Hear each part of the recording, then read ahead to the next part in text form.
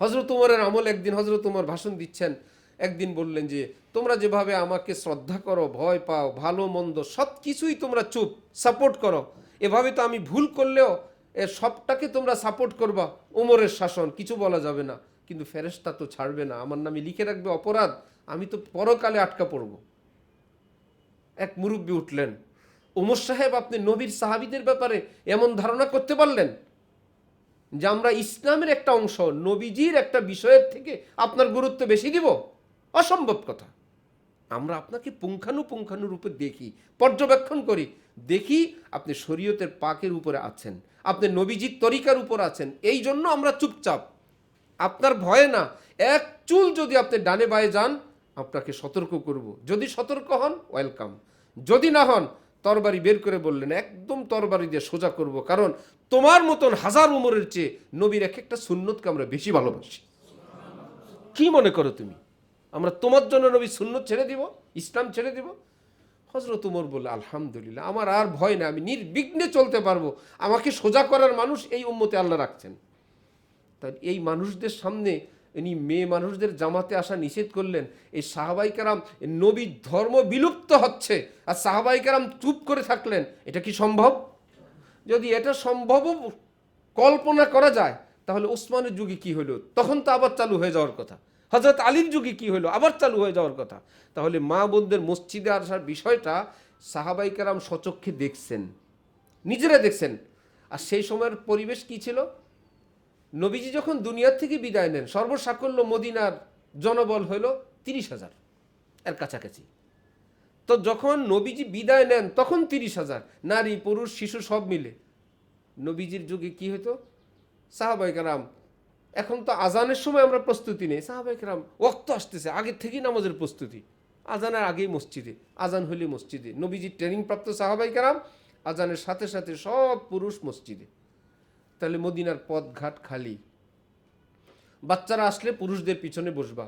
মহিলাদের জন্য ট্রেনিং ছিল, তোমরা সাথে সাথে আসবে না, তখন পুরুষরা আসে, তোমরা একটু বিলম্বে আসবে। যখন মহিলারা বোরকা পরে বা হিজাব পরে মসজিদে আসেন, মদিনার পুরুষরা তখন কোথায়? মসজিদে। এইবার তারা পিছনে নামাজ পড়লেন, নবীজি সালাম ফেরানোর পর বিধান ছিল সবার আগে মা বোনরা চলে যাবেন। মহিলারা যখন ফিরে যাচ্ছেন ঘর বাড়িতে, পুরুষরা কোথায়? মসজিদে। এইবার শিশুরা যাও, এইবার আস্তে আস্তে যাও, বলতে হয় না, আগে থেকেই ট্রেনিং ফিনিশ। হযরত ওমর দেখলেন এখন আর মুসল্লি সব মসজিদে আজানের সাথে সাথে আসে না, কেউ দেরিও করে, সুতরাং রাস্তায় মা বোনদের সঙ্গে ক্রসিংয়ের সম্ভাবনা বেশি। এখন আর সালাম ফেরানোর পর সবাই ধৈর্য সহকারে বসে থাকে না যে মা বোনরা বাসায় পৌঁছে নেক তারপরে আমরা বের হব, এক একজনের এক এক জরুরত। বললেন যে বাবারে, এখন আর আগের মতন ফেতনা মুক্ত পরিবেশ নাই, এখন নবীজির আরেকটা বাণী সেটা বাস্তবায়নের টাইম এসে গেছে। খবরদার মা বোনরা, আপনাদের এই মসজিদে আসার গুরুত্বের চেয়ে নিজেদের সতীত্ব রক্ষা, ইজ্জত হেফাজত, নিরাপত্তার গুরুত্ব বেশি, আপনারা ঘরে নামাজ পড়বেন। আও কামা ক্বালান নবিয়্যু আলাইহিস সালাতু ওয়াস সালাম। আমি আল্লাহ পাক রব্বুল আলামিনের পবিত্র কালামের অংশ বিশেষ তেলাওয়াত করলাম এবং হযরত রাসূল করিম সাল্লাল্লাহু আলাইহি ওয়াসাল্লামের কয়েকখানা হাদিস শরীফ পাঠ করলাম। আল্লাহ পাক আমাদের সকলকে কোরআনে পাক হাদিসে পাকের সহিহ ইলম নসিব ফরমান। আমাদেরকে কোরআনে পাক হাদিসে পাকের মর্মবাণী বুঝার, আমল করার তৌফিক দান করেন। আমাদের জীবনের সমস্ত গুনাহ মাফ করে দেন। সমস্ত মুসলমানের तमाम হাজত জরুরত ইজ্জতের সাথে গায়েব থেকে আল্লাহ পাক পুরা করে দেন। ইসলামকে বলা হয়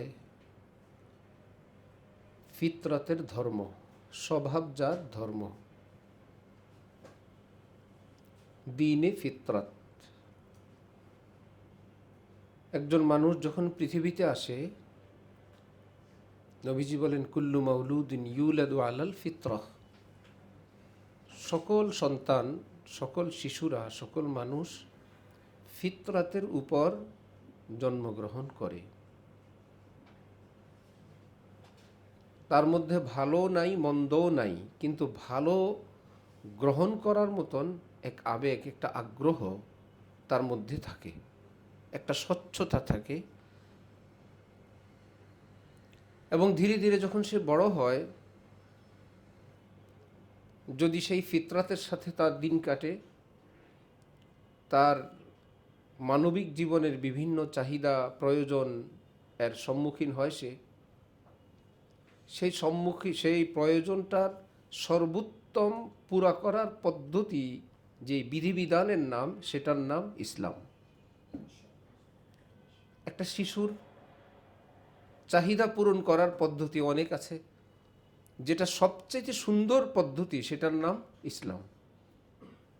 একজন যুবক, তার বহু রকমের চাহিদা আছে, বহুভাবেই পূরণ করা যায়। সবচেয়ে নিরাপদ এবং সুন্দরভাবে তার প্রয়োজন পুরা করার পদ্ধতির নাম ইসলাম। ক্ষুধা নিবারণের ব্যবস্থা আছে। চুরি করে খাও, ডাকাতি করে খাও, ছিনতাই করে খাও, রোজগার করে খাও, খাও তো এই পরিমাণ খাও, এভাবে লোকমা দাও, এভাবে খাবার গ্রহণ করো, এভাবে চাবাও, এভাবে গিলো, এভাবে পানি পান করো। কত পদ্ধতি আছে, যেই পদ্ধতিটা একদম নিরাপদ এবং সবচেয়ে সুন্দর সেটা হলো ইসলাম। এবার জীবনের সর্বক্ষেত্রে এটাকে বলা হয় মানবতার ধর্ম।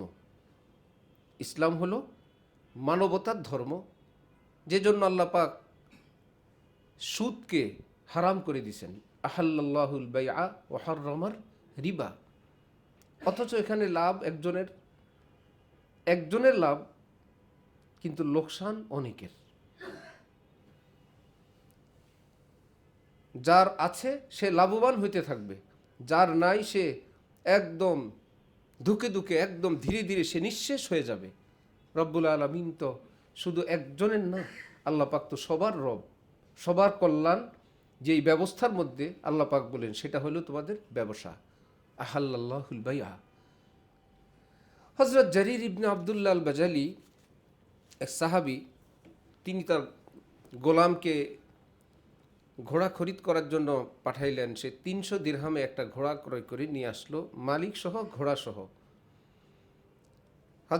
হযরত জারির ইবনে আব্দুল্লাহ আল বাজালি ঘোড়াটা দেখে, 300 দিরহাম দাম দেখে তিনি বললেন যে এত সুন্দর একটা ঘোড়া মাত্র 300 দিরহাম, এটা হয় না। মালিককে বললেন, আমি আপনাকে 400 দিই, আপনি খুশি হবেন? বললেন যে আমি তো 300তেই রাজি, 400 দিলে তো আমি আরও খুশি। ধীরে ধীরে তিনি বাড়াইতে থাকলেন, 5, 6, 7, 800 দিরহাম দিয়ে ওই লোককে বিদায় করে দিলেন, ঘোড়াটা রাখলেন। সাথীরা বললেন যে হযরত, সে তো 300তেই রাজি, আপনি 800 দিলেন। বললেন যে আমি যখন নবীজির হাতে ইসলাম গ্রহণের জন্য বায়াত গ্রহণ করি, সেই বায়াত গ্রহণের সময় আমার সঙ্গে নবীজির একটা ভিন্ন রকমের অঙ্গীকার ছিল, ওয়ান নুসহি লিকুল্লি মুসলিম, আজীবন সকল মুসলমানের কল্যাণ কামনা করবে। তো আমি সেদিন সেই অঙ্গীকারের উপর অঙ্গীকারাবদ্ধ হয়ে ইসলাম গ্রহণ করেছি।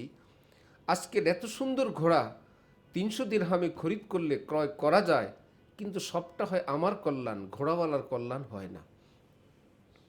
সে যাবে আর বলবে, হায় আজকে ঠেকার কারণে বিক্রি করে দিলাম, আজকে বাজারের দাম ভালো না, অন্য দিন বিক্রি করলে বেশি হতো, আমার ভালো দাম পাই নাই, মনে দুঃখ সহ যেত। তাহলে আমার তো শর্ত ছিল মুমিনের অন্যের কল্যাণ কামনা করব, এটা তার কল্যাণ হলো না, আমার হলো। আমি বলবো ভালো একটা ঘোড়া অল্প দামে পেয়ে গেলাম, তা আমার কল্যাণ হলো, তার কল্যাণ হলো না। এজন্য আমি 4, 5, 6 একদম 8 গিয়ে আমি একদম নিশ্চিত, সে যে দেখবে সে অন্তর থেকে বলবে এই ঘোড়া এত দামে বিক্রি করা সম্ভব না, আপনি অনেক ভালো দামে বিক্রি করেছেন, যে দাম দিল আপনাকে অনেক দাম দিলেন, যে এর চাইতে ভালো হওয়ার আর সম্ভাবনা নাই। এতটা নিশ্চিত হওয়ার পর আমি আর্থিকভাবে কিছুটা ঠকলাম, কিন্তু এটা তো ঠকা না, নবীজির একটা কথাকে আমি রক্ষা করলাম, গেলে আমার কিছু গেছে। হজরতওয়ালা করাচি আমাদের দাদা হজরত মদিনা মুনাব্বারায় সফরে গেলেন, হজ বা উমরায়। সাথীরা হজরত দেখতেছিলেন রাস্তার পাশ থেকে কিছু কিনবে, একটু পরে জিজ্ঞেস করলেন, কি ভাই? বললেন সিদ্ধ ডিম কিনতে চাইছিলাম, তারপরে বেশি দাম চায়। আচ্ছা, এগুলো সব আধা রিয়াল 1 রিয়াল করে চায়। আশপাশ থেকে গরিব মানুষরা আসে, গরিব মহিলারা আসে বিভিন্ন অঞ্চল থেকে। হজরত বললেন যে ভাই একটা ডিম খরিদ করবা? এ আল্লাহর বান্দিরা আসে যে মদিনা শরীফে নবীর জিয়ারতকারীরা আসবেন, আমরা তাদের কাছে ডিম বিক্রি করব, তো নবীজির আশপাশে বরকত হবে এই বড় আশা নিয়ে তারা আসছে। তোমার না হলে আধা রিয়াল একটু বেশি যেত, কিন্তু ওই বান্দিগুলো, আল্লাহর বান্দিরা বলতো যে আল্লাহ নবীজির দরবারে গেলে আমাদের লাভ বেশি হয়, খুশি হইতো। তো নবীজির দরবারের প্রতি তাদের মহব্বত বাড়ত, তোমার আটানা যেত। আর তারা গিয়ে এলাকায় বলতো যে মদিনা মুনাব্বারায় যারা আসে তারা খুব ভালো মানুষ, তাদের কাছে এরকম বিক্রি করলে অনেক লাভ হয়। না হলে তোমার আধা রিয়াল একটু বেশি যেত, আল্লাহর বান্দিরা কত খুশি হইতো। এবং নবীজির এই নিসবতকে সম্মান করার কারণে নবীজিও খুশি হইতেন যে ডিমের দাম তো এত ছিল না, আমার মদিনার সম্মানার্থে এই বেচারির ভাইয়েরা মুসলমানরা এভাবে তারা দাম দিয়ে নিল, এটা কোনো কাজ করলা? হজরতের এই আবেগঘন কথা শুনে সবাই গেলেন, যা ছিল সবগুলো ডিম, যা যেই দাম চায় সব দাম দিয়ে, আহা আমাদের 5-10 রিয়াল যাবে, 20 রিয়াল বেশি যাবে, শুনলাম এই বান্দিরাও খুশি হবেন, এই সংবাদ নবীজির কাছে পৌঁছলে তিনিও খুশি হবেন। এই অল্প কয়েকটা টাকার বিনিময় আল্লাহ রসুলকে খুশি করা যাবে? এজন্য ইসলামকে বলা হয় ফিতরাতের ধর্ম, ইসলামকে বলা হয় মানবতার ধর্ম। আমি যে হাদিস শরীফ পাঠ করলাম, রাসূলুল্লাহ সাল্লাল্লাহু আলাইহি ওয়াসাল্লাম ইরশাদ করেন, ওয়াল্লাহু ফি আউনিল আবদি মা কানাল আবদু ফি আউনি আখিহি। কোনো মুসলমান অন্য মুসলমানের কল্যাণে উপকারে যতক্ষণ সে ব্যস্ত থাকে, স্বয়ং আল্লাহ উপকারকারীর মদদে নিজে ব্যস্ত থাকেন। আর কি লাগে এই পৃথিবীতে যে পরোপকারের এক গুণ, যে আমি যতক্ষণ অন্যের উপকারে থাকব আল্লাহ আমার উপকারে থাকবেন। আমি কি করতে পারবো, কার কতটুকুন করতে পারবো, আমি কার কতটুকুন একটু খেদমত, একটু অপেক্ষা, একটু একটা ব্যাগ আগায় দিলাম, একটু বোঝা বহন করে দিলাম, কারোর জন্য একটু ফিকির করলাম। আমরা একসাথে হিফজ পড়েছি, একজন হাফিজ সাহেব ইন্তেকাল হয়ে গেছেন, আল্লাহ তাকে জান্নাত দান করেন। ছাত্র অবস্থায় জামিয়া মুহাম্মদিয়া মোহাম্মদপুর পড়তেন, ঢালকানগর, আমাদের সঙ্গে হিফজখানায় আমার আব্বার কাছে আমরা একত্রে। তো মোহতামিম সাহেব তাহাজ্জুদ পড়েন, তিনিও ডাকতেন তাহাজ্জুদে প্রতিদিন। চুপ্পে চুপ্পে মোহতামিম সাহেব জানতেন বাচ্চারা উঠে। যেদিন হঠাৎ ডাক দিলেন আর উঠে না, ভাবছেন থাক ঘুম বেশি, পরে জানা গেল এর মধ্যেই বেচারা দুনিয়ার থেকে চলে গেছেন। যেই গুণ ছিল সেটা হলো আমরা হিফজখানার থেকে দেখতাম ছাত্র ভাইরা একে অপরের কাছে কখনো একটু নিজের বিপদের কথা, প্রয়োজনের কথা, ভাই 10টা টাকা হবে, ফরিদ ভাইয়ের কাজ ছিল না বা দেওয়া যাবে না এই কথা ফরিদ ভাই বলতেন না, আমার কাছে নাই অন্য একজন থেকে নিয়ে দিই, এই শুরু ভাই আপনার কাছে 10 টাকা হবে, হবে নেন। সে ফরিদ নিজের জন্য না, ওই এক সাথী তার কাছে চাইছে তার জন্য, 10 হোক 50 হোক, একটা কিতাব লাগবে, আচ্ছা। মানে মানুষের খেদমত যে কি করতেন সে। যখন মোহাম্মদপুর পড়ে, আমরা ঢালকানগর পড়ি, তিনি প্রাক্তন ছাত্র আসছেন, এই মাত্র রুমে প্রবেশ করলেন, 1 মাস পর 2 মাস পর আসছেন ওস্তাদজির সঙ্গে দেখা করতে। হুজুরের রুম থেকে বের হচ্ছেন, মাত্র আসলেন, হুজুরের জামা কাপড়, বিছানার চাদর, কভার টভার নিয়ে গোসলখানা রওনা হয়েছেন। প্রাক্তন ছাত্র আসছে দেখা করতে, হুজুরের কাপড় চোপড় নিয়ে গোসলখানা রওনা হয়েছেন, একটু ধুয়ে দিবেন তিনি, আমি একটু ধুয়ে নিয়েছি, অন্যরকম তবিয়ত। কিন্তু এই মানুষটার মৃত্যুর পর দীর্ঘদিন পর্যন্ত তার কবর থেকে শুধু খুশবুই বের হয়েছে, শুধু খুশবু আর খুশবু। পয়ালগাছার কাছে বাড়ি, আপনি চিনবেন, কাছে, কবর থেকে শুধু খুশবু বের হয়েছে। এই জন্য হাদিসে পাকে আছে কিয়ামতের দিন মানুষের আমল ওজন করা হবে, সবচাইতে ভারী যে আমলটা ওজন হবে সেটার নাম হলো উত্তম আখলাক। মা মিন শাইইন আসকালু ফিল মিজান মিন হুসনিল খুলুক। উত্তম আখলাক, এর চাইতে ভারী কোনো আমল এই পৃথিবীতে নেই। আজকের পৃথিবী যে কে সম্মানিত, যার কাছে মানুষ মারার যত বড় অস্ত্র আছে, সবচাইতে বড় পারমাণবিক অস্ত্র যার কাছে আছে পৃথিবীতে, সে সবচাইতে বড় পাওয়ারফুল, সে সম্মানিত। যার কাছে অস্ত্র বেশি যার কাছে সৈন্য বেশি, এবং যুদ্ধের মধ্যে যে বলতে পারে আমি কালকে 100 জন মেরে ফেলছি, সারা পৃথিবীর কাছে সে বড় হাঁক ডাক দে, আমি কালকে 1000 জন খুন করলাম। কাকে খুন করলা? বাবা আদমের সন্তান তো, মানুষই তো খুন করলা। এ অস্ত্রের প্রস্তুতি তো মানুষ খুন করার জন্য। এটা হাদিস শরীফে আছে যে কিয়ামতের আগে মানুষের তবিয়ত এতটা বিগ্রাবে, এতটা নষ্ট হবে, যেটা হবে ঘৃণ্য, যেটা হবে অপরাধ, সেটা মানুষের কাছে গর্বের হবে। আবার আছে মানুষ শুধু গুনাহ করবে না, গুনাহ শেখানোর ট্রেনিং সেন্টার হবে। হাদিস শরীফে আছে। সাহাবাইকারা বললেন যে এই হবে, আওয়াজালিক ইয়া রাসূলুল্লাহ, এটাও হবে যে গুনাহ করার সেন্টার খুলবে, মানুষ গুনাহ শেখাবে? নবীজি বলেন আসাদ্দু যালিক, বলো কি, তার চাইতে আরো কঠিন কিছু হবে। এখন কি গুনাহ করানোর, গুনার শেখানোর সেন্টার নাই? নাটক, অভিনয়,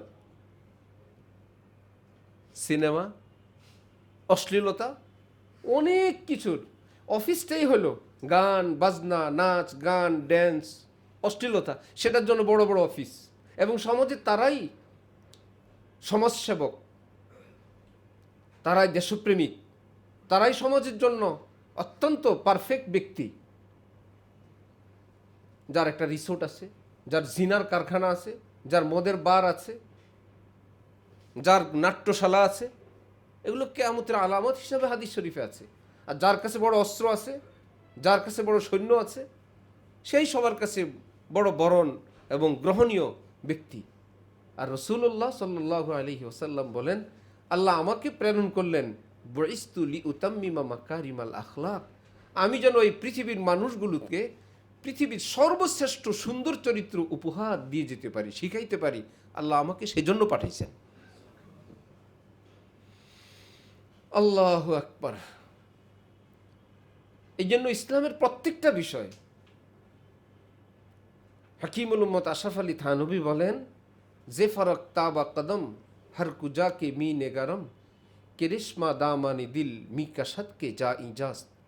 ইসলামের এক একটা পর্ব, এক একটা পাঠ, এক একটা অঙ্গ এত সুন্দর, এত আকর্ষণীয়, আমাকে এতটা মুগ্ধ করে, আমার মন চায় সে অঙ্গের উপর আমি জীবনটাকে উৎসর্গ করে দিই।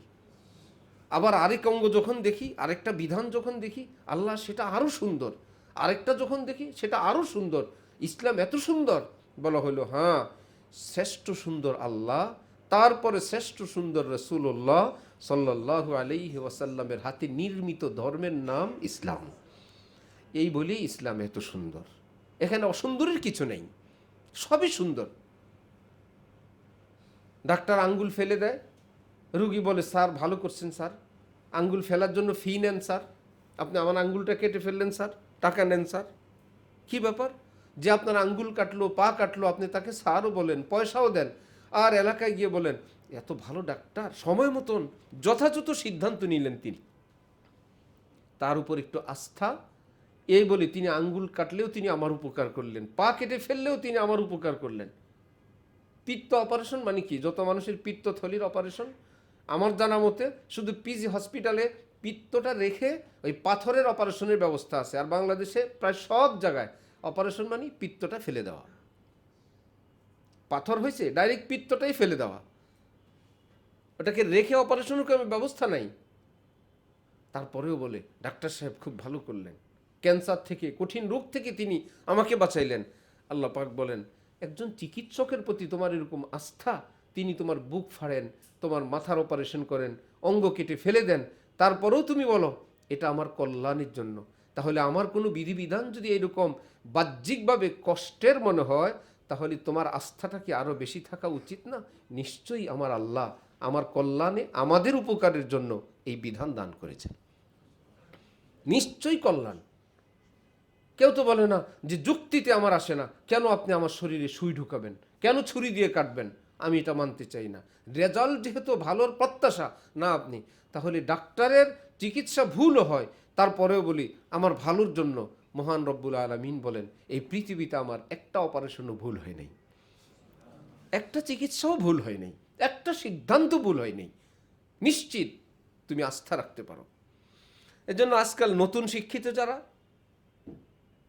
ইসলামের কোনো বিষয়কে বুঝতে গেলে একটু যারা নিজেরা দুই লাইন পড়তে পারেন একটু বুঝেন, নিজেরা বলেন এবং অন্যদেরকে বলেন যে আলেম ওলামাদের অন্ধভক্ত হবেন না, নিজেরা কোরআন হাদিস পড়ে তারপরে ডিসিশন নেবেন।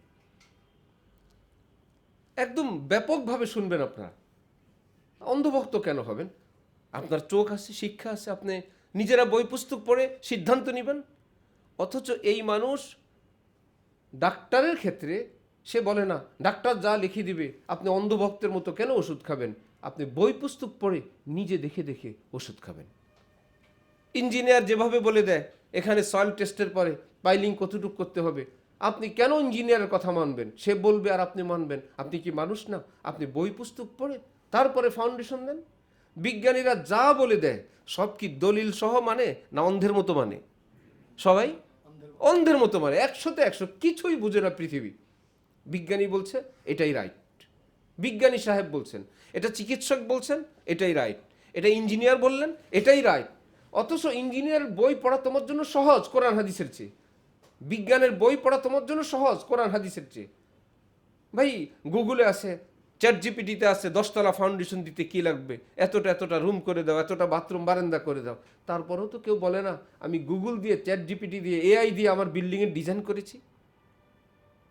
কারণ যে যেই ব্যাপারে পারদর্শী তার উপর সবাই অন্ধভক্ত, যে ইঞ্জিনিয়ার সাহেব, ডাক্তার সাহেব, বিজ্ঞানী সাহেব।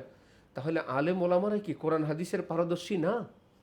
না, তার কথা মানতে হলে আমাকে দলিল প্রমাণ দিয়ে তাকে আমাকে বুঝাইতে হবে, এবং তার কথাটা রাইট কিনা এটা আমি দেখব দলিল দিয়ে। ঢাকা সিলেটের পথে আসতেছি, তো বিমানের এক বয় কর্মচারী আমাকে বাম হাতে দিচ্ছে খাবার, একজনের ডান হাতে একজনের বাম হাতে। আমি বললাম যে ভাই ডান হাতে দাও। সে আমাকে খুব বিরক্তির সঙ্গে বলল কেন, এটা কি কোরআনে আছে? আমি বললাম হ্যাঁ আছে।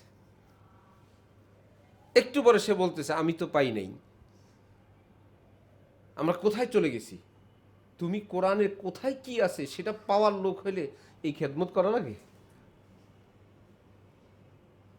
এবং মুসলমানের মাথায় এটা ঢুকানো হয়ে গেছে কোরআন হাদিসে যা আছে তো আমরা সব দেখি। এটা হলো বঙ্গোপসাগর দেখে আসার মতন, যে আমি বঙ্গোপসাগর ঘুরে আসলাম, দেখে আসলাম কিছু ট্রলার, কিছু স্পিডবোট, কিছু শিপ, কিছু ফেনা, কিছু ময়লা, আর পাড়ে কিছু ঝিনুক। আর অন্যরা বলেন না অনেক বড় বড় প্রাণী আছে, বিভিন্ন জিনিসপত্র আছে অনেক। তো না, তো আমি বঙ্গোপসাগর ঘুরে আসলাম। হ্যাঁ ঘুরে আসছেন, আপনি আসছেন উপরে উপরে ঘুরে আসছেন। আর ডুবুরি যারা অক্সিজেন নিয়ে ট্রেনিং দিয়ে তলদেশে যেতে পারেন তিনি আর উপরে স্পিড বোর্ডে ঘোরা ব্যক্তি একরকম তথ্য দিতে যেরকম জানবেন না, কোরআন হাদিসের উপরে উপরে ভাষা ভাষা কথাগুলো, এটা যে নিজে তো আরবি পারেই না, উচ্চারণ সহ আর অনুবাদের মধ্যে সমানে ভুল হয়। বড় বড় কিতাবে ভুল, বিশাল বিশাল কিতাবে ভুল। আমাদের ওস্তাদ বলছিলেন আগের যুগে পরীক্ষা হইতো 50 নম্বরে, 100 নম্বরের পরীক্ষার জায়গায় ছিল 50 নম্বর। এখন 50 নম্বরের জায়গায় এক ছাত্র পাইছে 500 নম্বর। এটা কিভাবে সম্ভব? আরবিতে জিরো হয়, কলম রাখলে মাথাটার কালিটা যে অল্প একটু দাগ লাগে এটা হলো জিরো। আমরা যেটা ইংরেজিতে বাংলায় জিরো দেই, গোল বৃত্ত মধ্যখানে ফাঁকা, এটা দিলে আরবিতে হয়ে যাবে 5। কলম রাখবেন হালকা একটু দাগ হবে, এটা হলো জিরো। আর আমাদের জিরো এটা আরবিতে কত? 5। তাহলে 50 লিখছিল কিভাবে ওস্তাদ? একটা গোল আর একটা একদম কলমের বৃত্ত, ছোট্ট একটা মাথা, এই 5। এই পরে ওই জিরোর বরাবর মাছি পায়খানা করে দিছে, তো কত হয়ে গেল? 500 হয়ে গেছে। আচ্ছা, এক ওস্তাদ লিখবেন কোন একজনের নাম আকেল আলী, আপনারা আরবি জানেন, আইন আলিফ আ কাফ লাম কেল, আকেল। আইনে তো কোনো নোক্তা নাই, আছে? কফে কয়টা নোক্তা? 2টা। এই কফের 2টা নোক্তা একটু ফাঁকা হয়ে গেছে, একটু হালকা স্পেস হয়ে একটা চলে আসে আইনের উপরে, আইন হয়ে গেছে এখন কি? গাইন। কফ হয়ে গেছে কি? ফা। এখন ছিল আকেল আলী, সব ঠিক আছে, ওই 2টা নোক্তা একটু স্পেস হয়ে গেছে গাফেল আলী। তো আগের যুগে যারা কিতাব লিখতেন হয়তো একটু কালি পানি পড়ছে, অথবা একটু নোক্তা স্পেস হয়েছে, অথবা ওইটা দেখে, মেশিন তো নাই, ফটোস্টাট নাই, একটা দেখে আরেকজন লেখেন, ও দেখে লিখতে গিয়ে একটু ভুল বুঝছেন, এটা কোন হরফ হবে আগেরটার মধ্যে স্পষ্ট না, নিজে লাগাই দিলেন, তো ভুল জায়গা থেকে ভুল আসছে। আলেমরা আবার দেখেন এটা তো এক মিডিয়ায় আসলো, অন্য মিডিয়ায় অন্য কিতাবটার মধ্যে কি লেখা আছে, ও ফো সেটা তো ঠিক আছে, তাহলে এটা বানানগত ভুল, লেখকের ভুল, এটা সহি না, যত বড় কিতাবই হোক। এমনকি ইমাম বুখারি যদি বলেন, বুখারিকে যাচাই করার পর্যন্ত লোক আছে। ইমাম বুখারির শাগরেদ অনেক, তারা কিতাব লিখছেন, সবার কাছে বুখারি। ইমাম বুখারি যখন বুখারি লেখান, এই ছাত্র লিখতেছে বুখারি, সেই ছাত্র বুখারি, এই ছাত্র বুখারি। হক্কানি আলিমরা কি করেন, আচ্ছা বুখারির এই পাণ্ডুলিপিতে এইভাবে লেখা, হজরতের অন্য শাগরিদরা কি লিখলেন ইমাম বুখারির থেকে, দেখি তো, দেখেন ভিন্ন। এবার অন্যান্য হাদিসের কিতাবে কি আছে, দেখেন ভিন্ন। তাহলে একজন যেটা একটু ব্যতিক্রম লিখলেন, তিনি শুনতে ভুল করছেন, লিখতে ভুল করছেন, অথবা তার পরবর্তীরা ভুল করছে। হজরতের অন্যান্য শাগরিদটা ঠিক, এটার সাপোর্টে মুসলিম তিরমিজি শরীফের হাদিস আছে, সেটাই রাইট, এটা ভুল। এটাকে আপনি আমি ঠিক করব না আলেমরা করবেন? কত জটিল কাজ, সেটা আলেমরা ঠিক করবেন। তাহলে ইসলামকে বুঝার জন্য আপনাকে অন্ধভক্ত হইতে হবে। তেলাওয়াত করবেন, অনুবাদ পড়বেন, তাফসির পড়বেন, শতবার পড়বেন, সব বরকত, সব ফায়দা। কিন্তু সিদ্ধান্ত নেবেন আপনি তো নাই, আমরা তো নাই, আমরা যাদের কাছে পড়ি তাদের জন্য পর্যন্ত কোরআন হাদিস থেকে ইসলামের কোনো সিদ্ধান্ত বের করা নাজায়েজ, নিষেধ। কোনো সিদ্ধান্ত বের করতে পারবে না নিজেরা। হজরত মুফতি ইয়াহিয়া সাহেব দামাত বরকাতুম এখানে আসেন না, সবাই চিনেন। হজরত আল্লাহর রুমে প্রবেশ করলেন, তিনি একজন বিজ্ঞ আলেম, বিজ্ঞ মুফতি, মুফতি তৈরির কারিগর এই দেশের। তো তিনি জামিয়া হাকিমুল উম্মতে ইফতা বিভাগের প্রধান। তো হজরতের মুফতি সাহেবের শাগরিদরা ফতোয়া লেখে, ফতোয়া যখন হস্তান্তর হবে তার আগে হজরতের নিকট দিতে হয়। তো অমুক একজন ফতোয়া চাইলো, এটা জায়েজ, এটা না জায়েজ, তারপরে কোরআন শরীফ হাদিস শরীফের রেফারেন্স হজরতের কাছে এভাবে দিলে, আমার সামনে হজরত মুফতি সাহেবকে ধরলেন, আপনার ছাত্ররা এইভাবে ফতোয়া লেখে, এই কাজটা জায়েজ অথবা এটা জায়েজ নাই, তারপরে কোরআন শরীফ, তারপরে হাদিস শরীফের দলিল দেয়, তবে কি এই আয়াত এই হাদিসের আলোকে এই সিদ্ধান্ত আপনার ছাত্ররা দিল? এই আয়াত এই হাদিসের আলোকে এই জায়েজ না জায়েজ কি তারা বলল, নাকি আপনি বললেন? ফতোয়া পড়া মানে কি, মুফতি সাহেব মানে কি, যারা ফতোয়া সৃষ্টি করতে পারে, তৈরি করতে পারে, মুফতি মানে কি এই না হজরত? তাহলে মুফতি অর্থ কি? যারা ইসলামের মহামনীষীগণ ছিলেন, তারা যেই ফতোয়া বড় বড় কিতাবে লিখে গেছেন, মুফতি মানে হলো ওই বড় বড় মুফতিদের ফতোয়াগুলো তাদের কিতাব থেকে রেফারেন্স সহ তারা এখানে নকল করবেন, বর্ণনা করবেন, এটা হলো মুফতির কাজ। মুফতি মানে কোরআন হাদিস থেকে ফতোয়া নিজে দিবেন না, মুফতি মানে হলো যারা ইসলামের মহামনীষীগণ ছিলেন, তারা যে ফতোয়াগুলো রেখে গেছেন, সেই রেখে যাওয়া ফতোয়াটা মুফতিরা দিবেন। যেমন এমবিবিএস ডাক্তার মানে কি, ওষুধ তৈরি করেন না, চিকিৎসা বিজ্ঞানীরা যে ওষুধ তৈরি করে রেখে গেছেন, এমবিবিএস ডাক্তার সেগুলো মুখস্থ করেন। এমবিবিএস সাহেব তার মানে চিকিৎসা বিজ্ঞানীরা যেটা সব রেডি করে গেলেন, এমবিবিএস হোক আর ডাক্তার সাহেব যত পদের হোক, তারা ওই ওষুধগুলো মুখস্থ করে করে শুধু দিবেন, নিজে কোনো ওষুধ তৈরি করবেন না। তাহলে মুফতির অর্থ হলো ফতোয়া তিনি সৃষ্টি তৈরি করবেন না, আগে থেকে যে ফতোয়া দেওয়া আছে ওই ফতোয়া বড়রা কোথায় কি দিয়ে গেছেন সেটাকে বের করবেন। যদি আলেমের জন্য, মুফতির জন্য এই হয়, কোরআন থেকে হাদিস থেকে সরাসরি সিদ্ধান্ত বের করার পারমিশন নাই, আমাদের জন্য আছে? তো যদি আমাদের জন্য না থাকে, আমরা কোরআন হাদিস পড়ব, অবশ্যই তেলাওয়াতের কিতাব, বরকতের কিতাব, কিন্তু নিজেরা দেখে দেখে সিদ্ধান্ত বের করার পারমিশন আমাদের নেই। আল্লামা সৈয়দ সুলাইমান নদভী পৃথিবী বিখ্যাত এক আলেম, হযরত থানবীর নিকট গেলেন, বায়াত হইলেন, এক সময় বললেন আমাকে একটু নসিহত করে দেন। সৈয়দ সুলাইমান নদভী পুরা পৃথিবীতে যার এলেমের ঢঙ্কা, তা সৈয়দ সুলাইমান নদভী দরখাস্ত করলে হযরত থানবী বললেন, আপনার মতন এত বড় আলিম কে, আমার মতন তালেবে এলেম, আমার মতন একজন ছাত্র আমি কি নসিহত করব? হযরত থানবী বললেন, আমার মতন একজন ছাত্র আপনার মতন এত বড় আলেমকে আমি কি নসিহত করব? बाकी এইটুকুন কথা বলি मौलाना, तहकीकात तो खूब कीजिए लेकिन আমল कीजिए अपने अकाबिर के मसलक पर। পড়াশোনা করুন, খুব করুন, কিন্তু এমন সিদ্ধান্ত নেবেন না আমি যা কিতাবে পাই আমি তাই আমল করি, এমন বোকার কাজ করবেন না। কারণ হতে পারে আপনার এমন গুরুত্বপূর্ণ পাঠ জীবনের এখনো সামনে রয়ে গেছে যেটা আপনি এখনো পড়েন নাই, তবে কি সেটার উপর আপনি আমল করবেন না? আপনি 10 পারা কোরআন পর্যন্ত পড়লেন, আপনি সিদ্ধান্ত নিলেন আমি যা দেখি নিজ চোখে পাই আমি সেগুলো মানি, আমি কারো উপর কোনো আস্থা রাখি না। তাহলে আপনি 10 পারা পর্যন্ত কোরআনের যা পাইলেন তার উপর আমল করবেন, তারপরে কি ইসলামের আর কিছু নাই? মৃত্যু পর্যন্ত আপনি ওই পর্যন্ত তাফসির ব্যাখ্যা যেতেই পারেন নাই, তাহলে আপনার সেটার উপর আমল করতে হবে না? কেমনি করবেন? আপনি তো সিদ্ধান্ত নিলেন আপনি যা পান, আপনি বুখারী শরীফ পাইলেন, মুসলিম শরীফ পাইলেন, আপনি মুয়াত্তা ইমাম মালিক ধরেনও নেই, ইবনে হিব্বান ধরেনও নেই, মুসান্নাফে আব্দুর রাজ্জাক দেখেনও নেই, তো হযরত থানবী বললেন পড়তে থাকুন। কিন্তু ইসলামের যে মহামনীষীগণ যে সিদ্ধান্ত দিয়ে গেলেন আমল করবেন তাদের সিদ্ধান্তের উপর, পড়তে থাকবেন নিজে নিজে। এই কথাটার খোলাসা সারমর্ম হলো এই পাঠ, যে পাঠটা দীর্ঘ সময় বলতেছি সেটা হলো সবাই মনে রাখবেন ইসলামের কোনো বিষয় অমীমাংসিত নেই। ইসলামের কোনো বিষয় অমীমাংসিত নেই, সকল বিষয়ের মীমাংসা হয়ে গেছে। কোনো একটা নতুন হাদিস এই পৃথিবীতে আর আসবে না, একটা আয়াতও আসবে না।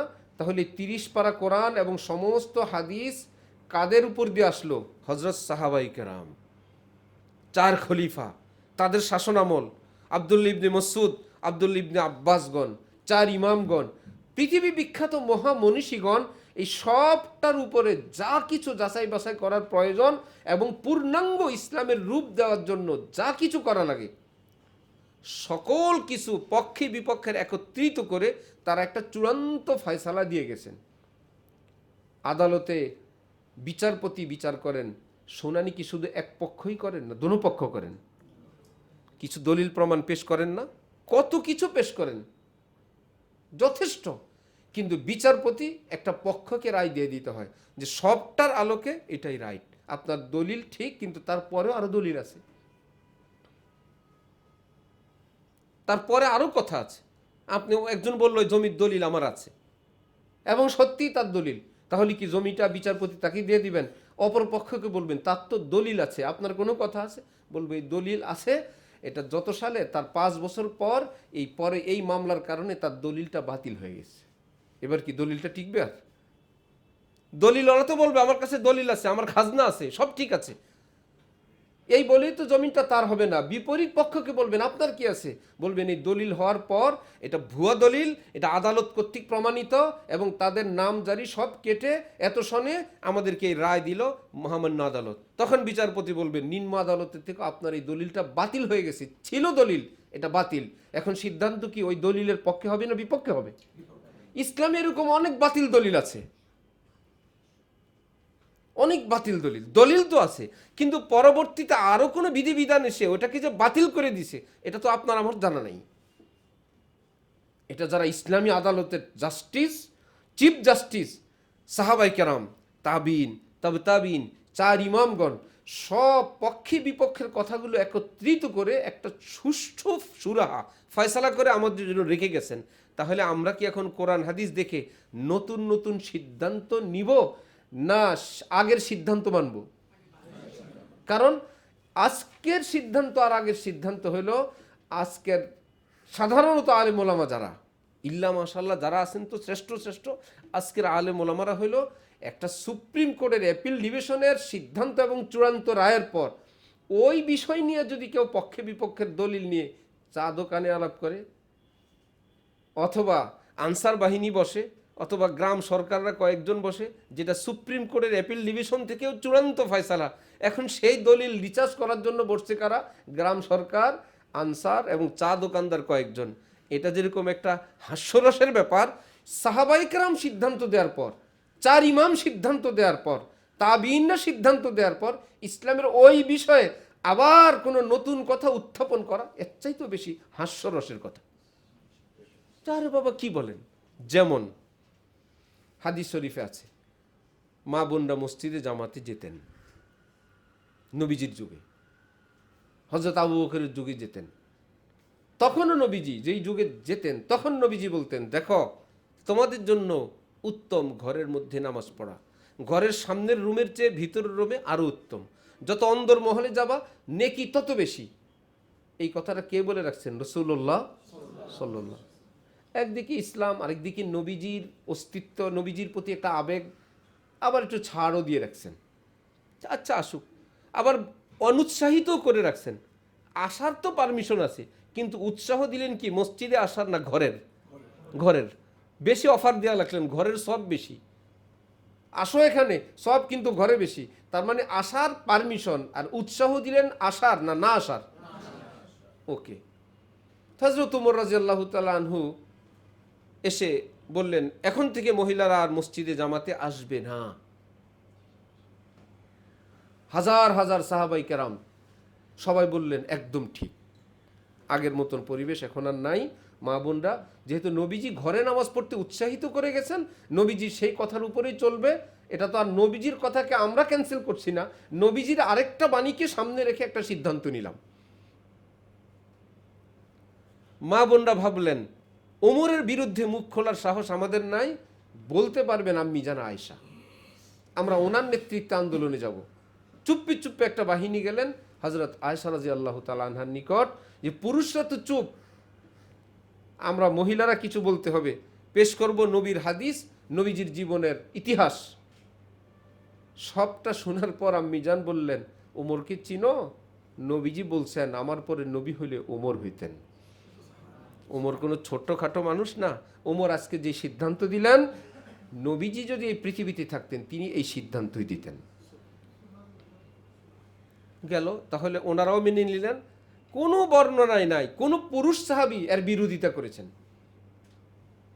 আচ্ছা হইতে পারে ওমরের ভয়ে কেউ মুখ খোলেন নাই, তাও তো হইতে পারে।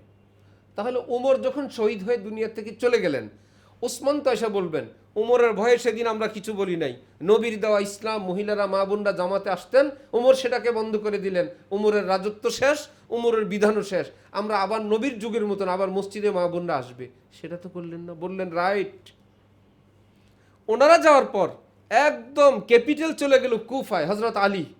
ভাই আমরা মক্কা মদিনাও নাই, আমাদের রাজধানী খুললাম ইরাকের কুফায়। এখন আর ওমর সাহেবদের ভয়ও নাই, তাদের বাহিনীও নাই। আমরা নবীর আহলে বাইত, আমরা নবীর বংশের, আমরা হাসান হোসেন পার্টি, আমরা নবীর যুগের নামাজ চালু করে দিই। হযরত আলী বললেন, হযরত ওমর যেটা করেছেন 100 ভাগ সঠিক করেছেন। তাহলে মহিলাদের জামাতের আসা নিষেধ, এই সিদ্ধান্তটা করলেন কারা? সাহাবাই কেরাম সকলে মিলে, এবং হযরত ওমর, ওসমান, আলী থেকে নিয়ে সব। এইবার হাদিস শরীফে তো আছে মা বোনরা মসজিদে আসতেন, সেই হাদিসের আলোকে আজকে কি নতুন সিদ্ধান্ত শুরু হবে না মীমাংসা হয়ে গেছে? মীমাংসাকে আমরা করব না সাহাবাই কেরাম করছেন? এইবার কার মীমাংসা আমরা মাথার উপরে রাখবো, আজকের আলেম ওলামাদের না সাহাবাই কেরামের? একজন তো না, সকল সাহাবী। যেই বিষয়টা সাহাবারা মীমাংসা করে গেলেন, এখন জনগণকে ওইটুকুন থেকে অন্ধ রেখে নবীর যুগে মা বোনরা মসজিদে আসতেন, আল্লাহর ঘর, এখানে নারী পুরুষ সবাই সমান, এখানে তাদেরকে আল্লাহর ঘর থেকে বঞ্চিত রাখা হয়। সুন্দর সুন্দর মা বোনরা, সৌদি আরবে গেলাম, অমুক দেশে গেলাম, আরে ভাই সে তো পর্যটক কেন্দ্রের মতন, সেখানে তো নামাজের জায়গা রাখা চাই, না হলে মা বোনরা কার বাসায় গিয়ে নামাজ পড়বেন? কার বাসায় গিয়ে নামাজ পড়বেন? আর মক্কা শরীফ তো একটাই জায়গা, তওয়াফের জায়গা একটাই, ঘরের কোনো ব্যবস্থা নেই। নবীজির রওজা একটাই, ঘরের কোনো ব্যবস্থা নেই। বিভিন্ন কারণে অকারণে সেখানে একটা পারমিশন দিয়ে রাখছেন। নাম্বার 1। নাম্বার 2, সৌদি আরবের সরকার কিংবা সেখানের পরিবেশ তো ইসলামের দলিল না। ইসলামের দলিল তো কোরআন, হাদিস, ইজমা, কিয়াস। ইসলামের দলিল তো সাহাবাই কেরাম। হযরত ওমরের আমল, একদিন হযরত ওমর ভাষণ দিচ্ছেন, একদিন বললেন যে তোমরা যেভাবে আমাকে শ্রদ্ধা করো, ভয় পাও, ভালো মন্দ সব কিছুই তোমরা চুপ সাপোর্ট করো, এভাবে তো আমি ভুল করলেও এর সবটাকে তোমরা সাপোর্ট করবা। ওমরের শাসন, কিছু বলা যাবে না, কিন্তু ফেরেশতা তো ছাড়বে না, আমার নামে লিখে রাখবে অপরাধ, আমি তো পরকালে আটকা পড়ব।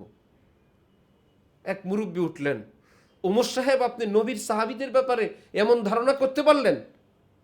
যে আমরা ইসলামের একটা অংশ নবীজির একটা বিষয়ের থেকে আপনার গুরুত্ব বেশি দিব? অসম্ভব কথা। আমরা আপনাকে পুঙ্খানুপুঙ্খানুরূপে দেখি, পর্যবেক্ষণ করি, দেখি আপনি শরীয়তের পাকের উপরে আছেন, আপনি নবীজির তরিকার উপর আছেন, এই জন্য আমরা চুপচাপ। আপনার ভয়ে না, এক চুল যদি আপনি ডানে বায়ে যান আপনাকে সতর্ক করব। যদি সতর্ক হন ওয়েলকাম, যদি না হন তরবারি বের করে বললেন একদম তরবারি দিয়ে সোজা করব, কারণ তোমার মতন হাজার উমরের চেয়ে নবীর এক একটা সুন্নতকে আমরা বেশি ভালোবাসি। কি মনে করো তুমি আমরা তোমার জন্য নবী সুন্নত ছেড়ে দিব, ইসলাম ছেড়ে দিব? হযরত উমর বলল, আলহামদুলিল্লাহ, আমার আর ভয় না, আমি নির্বিঘ্নে চলতে পারবো। আমাকে সোজা করার মানুষ এই উম্মতে আল্লাহ রাখছেন। তাই এই মানুষদের সামনে ইনি মেয়ে মানুষদের জামাতে আসা নিষেধ করলেন। এই সাহাবাই কেরাম, নবীর ধর্ম বিলুপ্ত হচ্ছে আর সাহাবাই কেরাম চুপ করে থাকলেন। এটা কি সম্ভব? যদি এটা সম্ভব কল্পনা করা যায় তাহলে ওসমানের যুগে কি হলো? তখন তো আবার চালু হয়ে যাওয়ার কথা। হযরত আলীর যুগে কি হলো? আবার চালু হয়ে যাওয়ার কথা। তাহলে মা বোনদের মসজিদে আসার বিষয়টা সাহাবাই কেরাম স্বচক্ষে দেখছেন, নিজেরা দেখছেন। আর সেই সময়ের পরিবেশ কি ছিল? নবীজি যখন দুনিয়ার থেকে বিদায় নেন, সর্বসাকল্য মদিনার জনবল হইল 30,000 এর কাছাকাছি। তো যখন নবীজি বিদায় নেন তখন 30,000 নারী পুরুষ শিশু সব মিলে। নবীজির যুগে কি হতো? সাহাবায়ে কেরাম, এখন তো আজানের সময় আমরা প্রস্তুতি নেই, সাহাবায়ে কেরাম ওয়াক্ত আসতেছে, আগের থেকেই নামাজের প্রস্তুতি, আজানের আগেই মসজিদে, আজান হইলে মসজিদে। নবীজির ট্রেনিং প্রাপ্ত সাহাবায়ে কেরাম আজানের সাথে সাথে সব পুরুষ মসজিদে। তাহলে মদিনার পথঘাট খালি। বাচ্চারা আসলে পুরুষদের পিছনে বসবা। মহিলাদের জন্য ট্রেনিং ছিল, তোমরা সাথে সাথে আসবে না, তখন পুরুষরা আসে, তোমরা একটু বিলম্বে আসবে। যখন মহিলারা বোরকা পরে বা হিজাব পরে মসজিদে আসেন, মদিনার পুরুষরা তখন কোথায়? মসজিদে। এইবার তারা পিছনে নামাজ পড়লেন। নবীজি সালাম ফেরানোর পর বিধান ছিল সবার আগে মা বোনরা চলে যাবেন। মহিলারা যখন ফিরে যাচ্ছেন ঘর বাড়িতে, পুরুষরা কোথায়? মসজিদে। এইবার শিশুরা যাও, এইবার আস্তে আস্তে যাও, বলতে হয় না, আগে থেকেই ট্রেনিং ফিনিশ। হযরত ওমর দেখলেন এখন আর মুসল্লি সব মসজিদে আজানের সাথে সাথে আসে না, কেউ দেরিও করে। সুতরাং রাস্তায় মা বোনদের সঙ্গে ক্রসিংয়ের সম্ভাবনা বেশি।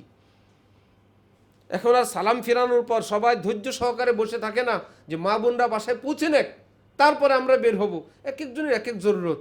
বললেন যে বাবারে, এখন আর আগের মতন ফেতনা মুক্ত পরিবেশ নাই, এখন নবীজির আরেকটা বাণী সেটা বাস্তবায়নের টাইম এসে গেছে। খবরদার মা বোনরা, আপনাদের এই মসজিদে আসার গুরুত্বের চেয়ে নিজেদের সতীত্ব রক্ষা, ইজ্জত হেফাজত, নিরাপত্তার গুরুত্ব বেশি। আপনারা ঘরে নামাজ পড়বেন। এবং সব সাহাবায়ে কেরাম সেটা মেনে নিলেন।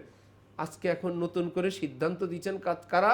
চকিদার, গ্রাম সরকার, চা দোকানদারের হুজুর। কাদের বিরুদ্ধে? সাহাবায়ে কেরামের সিদ্ধান্তের বিরুদ্ধে। কিন্তু উম্মতকে তো এটা বলা হয় না যে দেখেন সাহাবায়ে কেরাম সিদ্ধান্ত দিলেন এই, আমরা সিদ্ধান্ত দিলাম এই। এই কথাটুকুনকে গোপন রেখে বলে নবীর যুগে মা বোনরা মসজিদে আসতেন, কে বা কারা? আল্লাহর ঘর থেকে মা বোনদেরকে দূরে রাখা হচ্ছে, এটা নিষেধ। আল্লাহর ঘর সবার জন্য উন্মুক্ত। মা বোনরা তো আরো খুশি, এমনি নাচের বুড়ি আরো ঢোলের বাড়ি। আমরা তো ঘর থেকে বের হইতেই চাই। হযরত থানবী বলছিলেন মেয়ে মানুষরা বিভিন্ন অনুষ্ঠান প্রোগ্রামে যায়, যাওয়ার সময় বলে শুধু উদ্দেশ্য আমার মা বোন খালা ফুফুরা সবাই আসবে ওনাদের সঙ্গে একটু দেখা করার জন্য। শুধু উদ্দেশ্য, খাওয়া দাওয়া তো উদ্দেশ্য না, সবাই আসবে সবার সঙ্গে একটু দেখা করার জন্য। হযরত থানবী বলেন একটু পারমিশন দিয়ে দেখো, ঠিক আছে বাসার কাপড় চোপড় যেটা আছে এটাকে একটু পরিপাটি করে স্বাভাবিকভাবে যাও, এত অতিরিক্ত গহনা কাপড় চোপড় দরকার নাই। সাথে সাথে বলবে তাহলে গিয়ে লাভ কি? তুমিই বললা দেখা করতে যাওয়া, দেখা তো হবেই, তুমি যাও এগুলো দেখাইতে। তুমি বললা মা বোনরা আসবেন, ফুফু খালারা আসবেন, তাদের সঙ্গে দেখা করতে দিলাম তো পারমিশন, যাও। আর স্বাভাবিকভাবে যাও, সিম্পলভাবে যাও, বলবে গিয়ে লাভ কি? তাহলে বোঝা গেল তোমার উদ্দেশ্য কি খালি যাওয়া না সব কিছু দেখে আসা? সব কিছু দেখে আসা। তো এরকম যেই মা বোনরা কিরকম কোনো রকম বের হওয়ার জন্য পাগল, এর জন্য যদি আবার হাদিস দেয় তাহলে তো আর কথাই নেই। কোরআন হাদিস অনুযায়ী বের হয়ে গেছে, বিনা দলিলে বের হয় নাই, হাদিস অনুযায়ী বের হয়ে গেছে। তো বের হয়ে যেতে যেতে এখন কি হবে? যা হওয়ার হচ্ছে। ভাবি আপনাকে গতকাল দেখলাম না, আমি জাগনা পাই না, নাম্বার দেন, আমি ফজরে জাগায় দিব না। এক স্ত্রী ভিন নারীর রুম থেকে বের হইতেছে, পুরুষ স্ত্রী দেখে ফেলছে। আমার একদম জানা একজন মধ্যখানে একজন আছে, মহিলা দেখে ফেলছে, তার স্বামী আর এক মহিলার বাসার থেকে বের হইতেছে। কি ব্যাপার সেখানে গেলেন? সে বলতেছে আমি তাহাজ্জুদের জন্য জাগাইতে গেছি, গভীর রাত। স্ত্রী বলতেছে আমি এত বড় তাহাজ্জুদ গুজারের সঙ্গে আমি থাকবো না। এত বড় তাহাজ্জুদ গুজার যে আরেক মহিলার ঘরে গিয়ে তার তাহাজ্জুদের সময় জাগায়, আমি এমন মানুষের ঘর করব না। বিপদ দেখেন, সে এখন যাই ভুল করুক, স্বামীর থেকে তো তার তো তালাক হয় নাই। স্বামী যদি ভুল করে স্ত্রী কি তালাক হয়ে যায়? তালাক তো হয় নাই। স্বামীর সঙ্গে রাগ করে সে গিয়ে আবার আরেকজনের কাছে বিয়ে বসে গেছে আগের স্বামীর তালাক ছাড়া। আমি জানলাম কেমনে, যে হুজুর বিয়ে পড়াইছে যে মহিলার, ওই হুজুরের চাকরি চলে গেছে। ওইভাবে আমার কাছে খবর আসছে যে মহিলার স্বামী আছে এর আবার আরেক জায়গায় বিয়ে পড়াই দিল কেমনে। এই ইমাম আমরা রাখবো না। তাহলে তাহাজ্জুদের জন্য জাগাইতে গেলে বেটি বলল এত বড় তাহাজ্জুদ গুজারের ঘরে আমি থাকবো না। আপনি যখন রাত গভীরে বললেন ভাবি উঠছেন তো, ফজর কিন্তু হয়ে গেছে, তাহাজ্জুদ হয়ে গেছে, আপনার বিবি ঘরে থাকবে? বলবে এত বড় তাহাজ্জুদ গুজার যে বিভিন্ন মা বোনদেরকে গভীর রাতে জাগায় দেয়, আমি ওনার ঘরে থাকবো না। ফিতনা কমবে না, বাড়বে, ধ্বংস হয়ে যাবে দেশ। হ্যাঁ, ফজরে আসেন না ভাবি? গত কয়েক বছর আগে নির্বাচনে উপজেলা ভাইস চেয়ারম্যান পদপ্রার্থী মহিলা প্রার্থী যেখানে যেখানে ভোট চাইতে গেছে, নগদ ভোট দিয়ে দিছে। অনেকেই ভোট চাইতে গেছিল, ভোট রাত্রে ভোট দিয়ে দিছে। জুলুমের শিকার, পাশবিক নির্যাতন, যৌন নির্যাতনের শিকার, ভোট চাইতে গেছে দলবল সহ, সবকটার উপর জুলুম নির্যাতন। হযরত ওমর বললেন এখন আর নিরাপদ জামানা নাই যে মা বোনরা ফ্রি স্টাইলে 5 ওয়াক্ত ঘর ছেড়ে মসজিদে আসবেন। আর 1500 বছর পর যখন নাকি নবী বললেন মা তারাক্তু বাদি ফিতনাতান আযাররা আলার রিজাল মিনান নিসা, আমি আমার উম্মতের পুরুষদের উপর নারীর ফিতনার চেয়ে ভয়ঙ্কর কোনো ফিতনা ছেড়ে আসে নাই। এইরকম একটা ফিতনার পরিবেশ, নারী পুরুষকে মসজিদে আসার জন্য কোরআন হাদিসের দলিল দিয়ে আহ্বান। তাহলে আমরা কি বলবো? কোরআন হাদিসের সকল বিষয় কি অমীমাংসিত না মীমাংসিত? তাহলে যে কোনো বিষয় নতুন হুজুর দিলে আপনি এইটুকুন লাগাবেন, আচ্ছা হুজুর যেই হাদিস যে আয়াতের আলোকে আপনি এই মীমাংসা দিলেন, অথবা হুজুর বলুক আর আপনি শুনবেন, আপনি মাথায় নতুন একটা কথা ঢুকাবেন, আচ্ছা এই ব্যাপারে সাহাবীদের সিদ্ধান্ত কি? হুজুর তো দলিল সহ বললেন। আচ্ছা ইসলামের সাহাবাই কেরাম তো সাহাবাই কেরাম যাদের ব্যাপারে আল্লাহ পাক বলছেন আমি তাদের উপর তো খুশি খুশি, কিয়ামত পর্যন্ত যারা সাহাবীদের পথে থাকবে তাদের উপর অ্যাডভান্স খুশির ঘোষণা দিয়ে দিলাম। সাহাবীদের উপর নগদ খুশি, সাহাবীদের যারা অনুসরণ করবেন তাদের জন্য অ্যাডভান্স খুশির ঘোষণা। ওয়াল্লাযীনা তাবাউহুম বিইহসান রাদিয়াল্লাহু আনহুম ওয়া রাযু আন। কোরআন শরীফ আল্লাহ পাক বলেন ওয়াস-সাবিকুনা আল-আউয়ালুন মিনাল মুহাজিরিন ওয়াল আনসার, এই সমস্ত সাহাবাই কেরাম এক পাল্লায় নিলেন। ওয়াল্লাযীনা তাবাউহুম বিইহসান, এবং সাহাবীদের অনুসরণ যারা করবে দ্বিতীয় গ্রুপ একত্রিত করে সাহাবাগণ সাহাবীদের অনুসারীগণ কিয়ামত পর্যন্ত। এবার আল্লাহ পাক বলেন উভয় গ্রুপের উপর রাদিয়াল্লাহু আনহুম, আমি আল্লাহ শতভাগ রাজি খুশি, আমি কোরআনে আয়াত নাজিল করে দিলাম। তাহলে তারা সিদ্ধান্ত নিলে আমরা সেটা মানব না? এবং নবীজি বলেন আমার সাহাবা কারা, এটা কি এমনি অলৌকিকভাবে এমনিতেই ঘটে গেছে কাকতালীয়ভাবে? নবী বলেন না, একজন একজন করে আল্লাহ পাক নিজের রহমতের হাত দিয়ে বাছাই করছেন। আবু বকরকে নবী কি দিব, ওমর এ নবী কি দিব, ওসমান আলী কি দিব, ইবনে মাসউদ কি দিব, ইবনে আব্বাস কি দিব, আব্বাসকেও দিব। একজন একজন করে আল্লাহ পাক নিজের হাতে বাছাই করে নবীজি সাহাবী বানাইছেন। হাদিস ইন্নাল্লাহা ইখতারানি ওয়াখতারা লি আসহাবান, আল্লাহ আমাকে নির্বাচিত করেছেন, আমার সাহাবা কে হবে এই নির্বাচন আল্লাহ নিজে করেছেন। তাহলে আল্লাহর হাতে বাছাইকৃত নির্বাচিত সাহাবাই কেরাম, এবং যাদের উপর আল্লাহ খুশি। আবার আরেক আয়াতে আল্লাহ পাক বলেন আমিনু কামা আমানান নাস, মুমিন হবা, ঈমানি জীবন যাপন করবা, আমাকে খুশি করবা। আন্নাস, কোরআন যখন নাজিল হয় আল্লাহ পাক বলেন এই মানুষগুলোর মতন ঈমান আনো। কোরআন নাজিল হওয়ার সময় এই মানুষ বলতে কারা? সাহাবে কেরাম না, আর বাকি পার্টি তো আবু জাহেল পার্টি। কোরআন নাজিল যখন হয় তখন আল্লাহ পাক বলেন এই মানুষদের মতন ঈমান আনবা কিয়ামত পর্যন্ত সবাই। কোরআন নাজিল হওয়ার সময় যদি বলে এই মানুষ সাহাবাই কেরাম যাদেরকে আল্লাহ পাক মডেল দিলেন তাদের মতন ঈমান আনো, তাহলে আমরা কি তাদের ফতোয়া মানব না? তাদের সিদ্ধান্ত মানব না? আমার নবীজি বলেন কি আলাইকুম বিসুন্নতি ওয়া সুন্নাতিল খুলাফাইর রাশিদিন আল মাহদিয়্যিন, আমার সুন্নত মানো, আমার খুলাফায়ে রাশিদিনের সিদ্ধান্ত সেটাও মানো। আমার নবীজি বলেন আসহাবি কান নুজুম বিআইয়িহিম ইক্তাদাইতুম ইহতাদাইতুম, আমার এক একজন সাহাবী, এক একজন, শুধু 4 জন আর 10 জন 500 জন না, প্রত্যেকজন সাহাবী আকাশের নক্ষত্র তুল্য। বিআইয়িহিম, যে কোনো একজনের অনুসরণ করবা, ইক্তাদাইতুম ইহতাদাইতুম, আমি ঘোষণা দিয়ে যাচ্ছি সোজা জান্নাতে চলে যাব। কোনো পীর সাহেবের ব্যাপারে আছে, মুফতি সাহেবের, হুজুর হজরতের কোনো বিশাল বড় ডিভিশনওয়ালা বড় কি বলে এটাকে নতুন নতুন নামছে না কি, স্কলার, স্কলার পার্টি। আগে ছিল আলেমরা হলো নায়েবে রসুল, এখন নতুন বাইরে স্কলাররা কি নায়েবে রসুল। নতুন সিদ্ধান্ত আবার আরেকটা আসছে। সারা জীবন শুনছি আলেমী দিন নায়েবে রসুল, এখন হয়ে গেছে কি স্কলাররা নায়েবে রসুল, তারাই ইসলামের সিদ্ধান্ত দেয়। দুরূদ শরীফ টুকুন পড়তে পারে না রসুল্লাহ সালেহ সালাম বলে যারা, কারণ আদব তো কপালে নেই, তোর বিয়ত না পাইলে ভাগ্যা আদব জুটে না। সব ওয়াজ পারে, কিন্তু নবীজির নাম মুবারক বলার পর দুরূদ শরীফ পড়ে কি সালাম সালেহ সালাম। কোনো দুরূদ পৃথিবীতে, তোমার বয়ানের সময় আছে, বক্তৃতার সময় আছে, তত্ত্ব ইতিহাসের সময় আছে, দুরূদ শরীফের সময় নেই। কিয়ামতে নবীজি যদি বলেন তোমার বয়ান বক্তৃতা ইতিহাসের সব সময় ছিল, আমার দুরূদ আসলে এত শর্টকাট করলা, আমার কলিজায় আঘাত দিলা, প্রতিবাদ দুরূদটা তুমি এভাবে পড়লা সাল্লাল্লাহু আলাইহি ওয়াসাল্লাম, তোমার ভাগ্যে জুটলো না? তোমার নাম পদ পদবী সব কিছু আছে তোমার ভিজিটিং কার্ডে, কিন্তু আমার নামটুকুন মুহাম্মদ, ওটার জায়গা নেই, মৌকার মু অথবা মৌকার মু হয়কার হা, শেষ। মুহাম্মদ লেখার জায়গা ভিজিটিং কার্ডে নেই। চৌধুরী পাদ্রী বিবিএ এমবিএ সব কিছু আছে, কিন্তু মুহাম্মদ পুরোটা লেখার জায়গা নেই। বুঝা গেল হতভাগা। মুফতি শফি সাহেব রহমতুল্লাহ আলাই দারুল করাচিতে বার্ষিক পরীক্ষায় যে ছাত্র দাওয়ার হাদিসের পরীক্ষায় নবীজির নামের শেষে দুরূদ শরীফ সংক্ষেপ লিখতেন, পুরা খাতা লাল দাগ দিয়ে এভাবে দাগ দিতেন। এই ছেলেকে আলেম বলে সমাজে পরিচয় দেওয়ার সময় আসে নাই। তুমি দাওয়ার হাদিস পাশ করবা, তুমি আলেম হয়ে সমাজে যাবা, তোমার দিন আসে নাই। দুরুদের আদব জানো না, কিসের মোল্লা? আগামী বছর পরীক্ষা দিবা, আবার আগে দুরুদ শিখো। দুরুদ কি দন্তস্ব দ সালেহ সালাম না সাল্লাল্লাহু আলাইহি ওয়াসাল্লাম? दुरूद ऐसा अमल है जो हमेशा कबूल होता है कभी रद्द नहीं होता। দুরুদ এমন আমল আল্লাহ পাক সর্বদা কবুল করেন। তোমার আমার বয়ান কবুলের কোনো গ্যারান্টি নেই। যাই হোক, তো হক্কানি আলেম আল্লাহওয়ালা যারা, তারা কি করেন? ওই সাহাবাই কারাম, তাবিন, তাবে তাবিন, আইম্মা মুজতাহিদিন, ইসলামের মহামনীষীগণ, কোরআনের ভাষায় যাদেরকে উলুল আমর বলে, তাদের সিদ্ধান্তগুলো তারা বহন করেন যুগে যুগে। এদেরকে বলা হয় মূল ধারার ওলামাই কেরাম, এদেরকে বলা হয় এরা নবীর খাঁটি নায়েব। এবার নবীর পরে খাঁটি নায়েব কারা? সাধারণ কেউ না সাহাবাই কেরাম? তারপরের যুগে কারা? তাবিন, তারপরের যুগে তাবে তাবিন। তো মূল ধারার একটা কিয়ামত পর্যন্ত ধারা থাকবে, ডানে বাই বিভিন্ন ব্যাখ্যা করে করে বের হয়ে যাবে। শিয়া, খারিজি, রাফি, কাদরিয়া, মুরজিয়া, সবার কাছে দলিল আছে, সবার কাছে দলিল আছে। তাহলে আজকে আমরা আলোচনায় যা কিছু ছুটাফুটা শিখলাম, এর থেকে শিখবো আচ্ছা ইসলামের সব বিষয় তো মীমাংসিত। আপনি বলেন যে মাজার শরীফে সেজদা করা যায়, আচ্ছা দেখি তো সাহাবাই কেরাম কি নবীজির মাজারে সেজদা করতেন?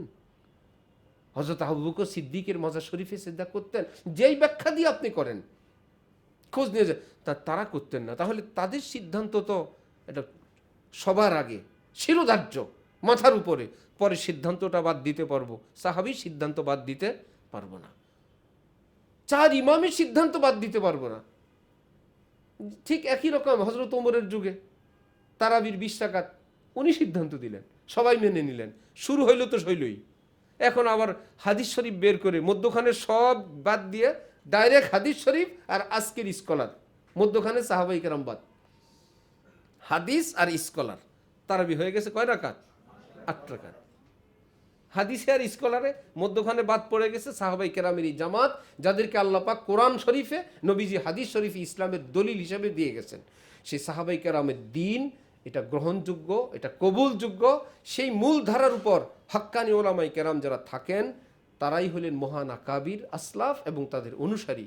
আল্লাহ আমাদেরকে তাদের পথে থাকার তৌফিক দান করেন। তবেই দেখবেন ইসলাম সুন্দর, ইসলাম মানবিক, ইসলাম উদারতার, ইসলাম অনেক সুন্দর। এবং প্রকৃত ইসলাম যার মধ্যে আসে, সে শুধু নামাজ রোজাওয়ালা হয় না, তার আখলাক সুন্দর হয়ে যায়, তার ভাষা সুন্দর হয়, তার লেনদেন সুন্দর হয়। আমাদের শায়েখ হযরতওয়ালা ঢালকানগর হযরতের জীবনের একটা বড় মিশন হইল মানুষকে মানুষ বানানো। একটু জামাতে উঠতে দেরি হয়েছে, হযরতের রোমেও যদি কেউ ঘুমায়, ভাই আজান হয়ে গেছে, বেচারা এখনো উঠে নেই, এত খেপেন না। হাই আজান হয়ে গেছে এখনো উঠে নাই, নালায় কোথাকার, ভাই উঠবে, বেচারা তো ঘুমে আছে। কখনো আমি ঘুমাইছি, রাত দেরিতে ঘুমাইছি, হযরতওয়ালা 1-2 বার ডাক দিয়েছেন, তইব আধা আধা ঘুম, একটু একটু শুনিও।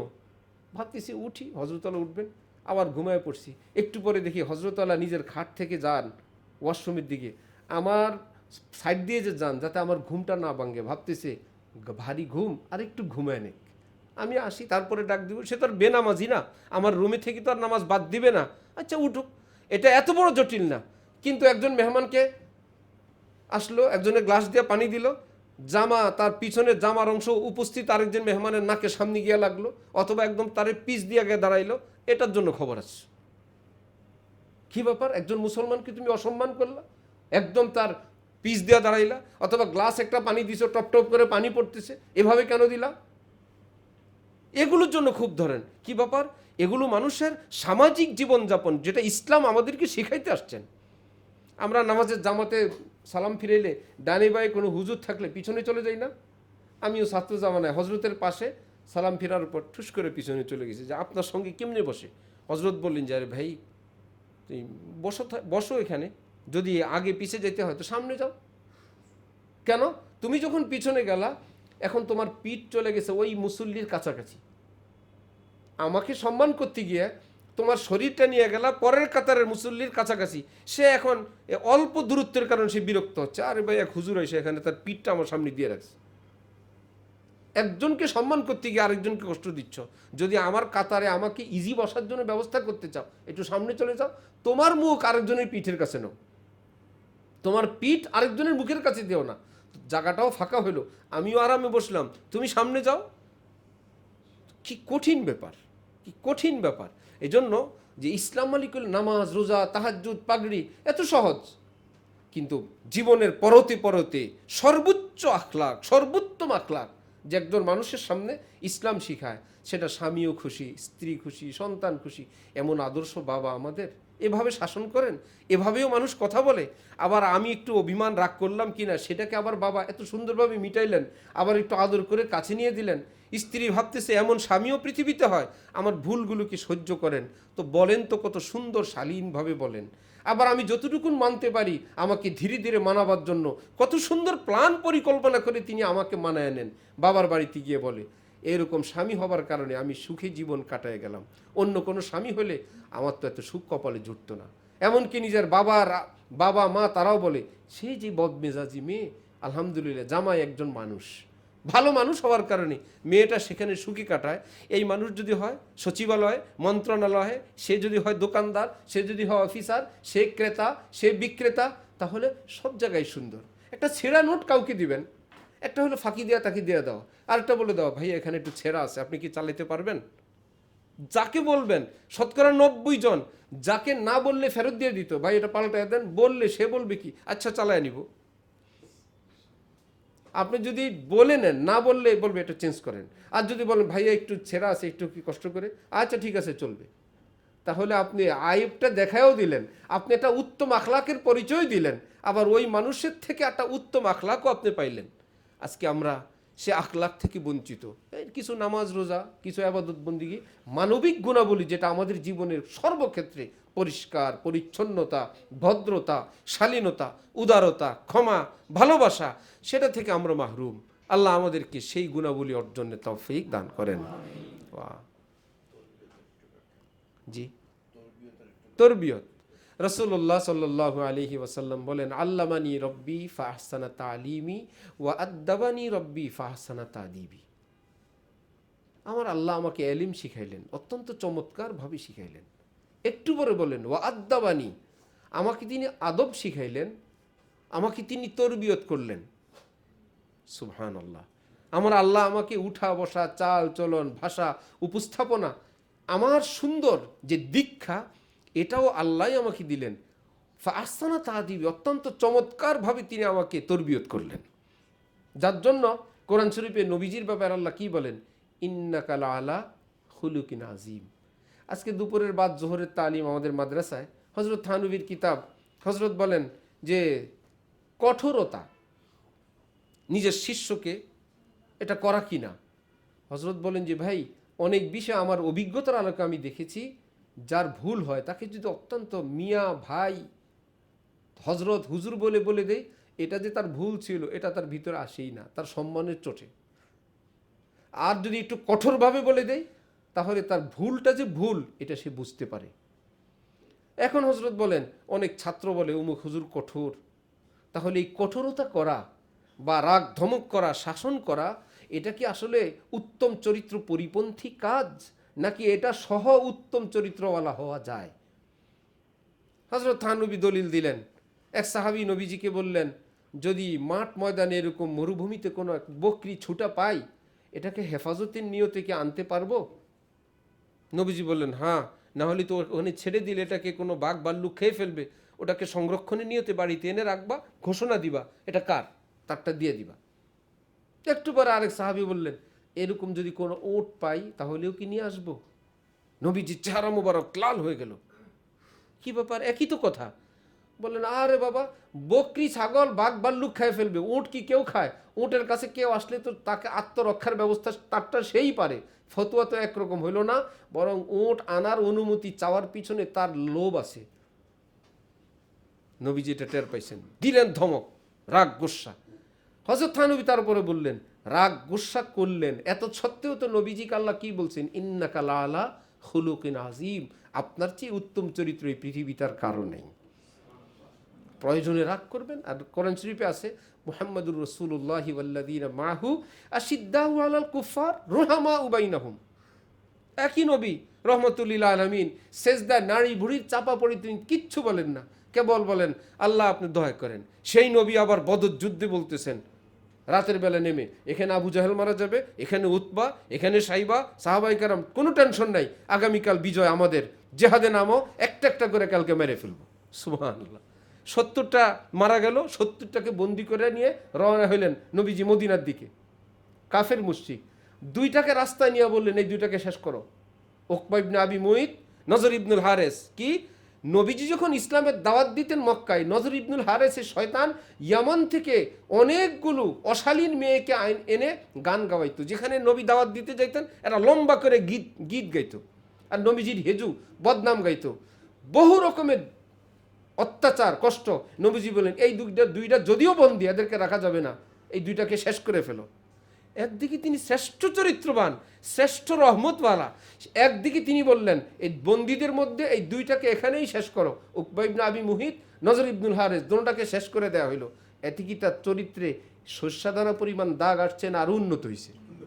বোঝা গেল উন্নত চরিত্রের সঙ্গে এরকম হত্যার নির্দেশও দেওয়া যায়, শাসনও করা যায়, রাগ ধমকও দেওয়া যায়, আবার আদর আপ্যায়নের তো অভাব নেই। সুবহানাল্লাহি ওয়া বিহামদি। যিনি অভিভাবক হবেন তিনি সবটা মিলিয়ে অভিভাবক হবেন। আল্লাহ আমাদেরকে সেই রকম অভিভাবক, সেই রকম শিষ্য হওয়ার তৌফিক দান করেন। আমরা সবাই তো অভিভাবক নাকি সবাই শিষ্য? নবীজি বলছেন সবাই অভিভাবক। স্ত্রীর অভিভাবক, সন্তানের অভিভাবক, আবার নিজের বাবার কাছে গেলে আবার শিষ্য। একই মানুষ অভিভাবক, একই মানুষ শিষ্য। এই জন্য মুরব্বী হওয়ার জন্য মুরব্বা হইতে হয়। হযরত আল্লাহ করাচি বলছেন, মুরব্বী হওয়ার আগে কি হইতে হয়? মুরব্বা। মুরব্বা কেমনে হয়? বহু কাটার ঘাই খেয়ে হয়, বহু রোদ সহ্য করে হয়, বহু মরিচ ঝাল সবটা সহ্য করে মুরব্বা হয়। কত ঘাই, কষ বের করো, রোদে দাও, তেলে চুবাও, কি ব্যাপার, এটাকে মুরব্বা বানানো হচ্ছে। ঠিক যিনি মুরব্বী হবেন, আগে কোনো কামেলের হাতে এরকম ঘাই খেয়ে নিজের তিতা কষ বের করে মুরব্বা হওয়ার পরে তিনি কি হইতে পারেন? মুরব্বী হইতে পারেন। আগে যে কারো থেকে শাসন নেয় না, মুরব্বী হইতে যায়, ভিতরে কষ থেকে যায়, শেষে আর কাম বানাইতে পারে না। আল্লাহ আমাদেরকে সচ্চরিত্রবান, উন্নত চরিত্রওয়ালা হওয়া তৌফিক দান করেন। ওয়া আখিরু দাওয়ানা আলহামদুলিল্লাহি রাব্বিল আলামিন।